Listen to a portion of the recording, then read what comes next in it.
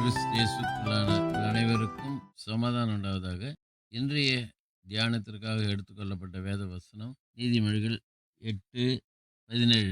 என்னை சிநேகிக்கிறவர்களை நான் சிநேகிக்கிறேன். அதிகாலையில் என்னை தேடுகிறவர்கள் என்னை கண்டடைவார்கள். ஆமென். இங்கே 2 காரியங்களை குறித்து பார்க்கிறோம். முதலாவது, என்னை சிநேகிக்கிறவர்களை நான் சிநேகிக்கிறேன். 2வது காரியம், அதிகாலையில் என்னை தேடுகிறவர்கள் என்னை கண்டடைவார்கள்.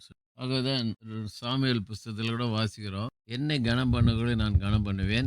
என்னை அசட்டை பண்ணுகிறவர்கள் கனஈனப்படுவார்கள் சொல்றாரு. பாருங்க, அங்க என்னை கனம் பண்ணுகிறவர்கள் கனம் பண்ணுவேன் சொல்றாரு. இங்க என்னை சிநேகிக்கிறவர்களை நான் நம்முடைய ஆண்டவர் சிநேகிக்கிற தேவன், அன்பு செலுத்துகிற தேவன், இரக்கம் பாராட்டுகிற தேவன். தான் சொல்றாரு, யாரெல்லாம் அவரை சிநேகிக்கிறாங்களோ, யாரெல்லாம் அவரை நேசிக்கிறாங்களோ, யாரெல்லாம் அவரை அன்பு வைத்து மேன்மை பாராட்டுகிறார்களோ, அவர்கள் எல்லாரையும் அவர் சிநேகிக்கிறார். அவரிடத்துல பட்சபாதம் இல்லை. இந்தியன்ஸா இருக்கட்டும், ஆப்பிரிக்கன்ஸா இருக்கட்டும், அமெரிக்கன்ஸா இருக்கட்டும், யூரோப்பியன் கண்ட்ரி ஆட்களா இருக்கட்டும், யாரா இருந்தாலும் ஆண்டவர் இடத்துல பட்சபாதம் இல்லை. எல்லாரையும் அவர் ஒன்று போல நேசிக்கிற தேவன். அதுதான் சொல்றாரு, யாரெல்லாம் என்னை சிநேகிக்கிறாங்களோ அவர்களை நான் சிநேகிக்கிறேன். சங்கீதக்காரர் கூட சொல்றாரு, கர்த்தருக்கு பயந்து அவர் வழிகள் நடக்கிறவன் எவனோ.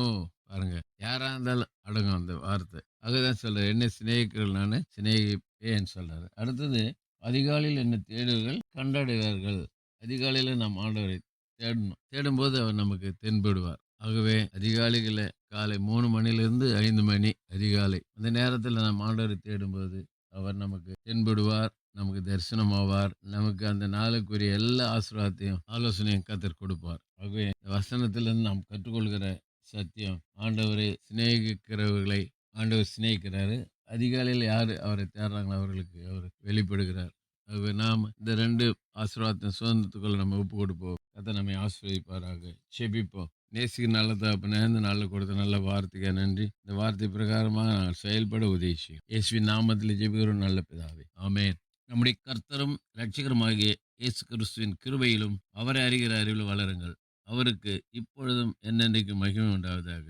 நம்முடைய கர்த்தராகிய இயேசு கிறிஸ்துவின் கிருபை உங்கள் அனைவரோடு கூட இருப்பதாக. ஆமென், ஆமென், ஆமென்.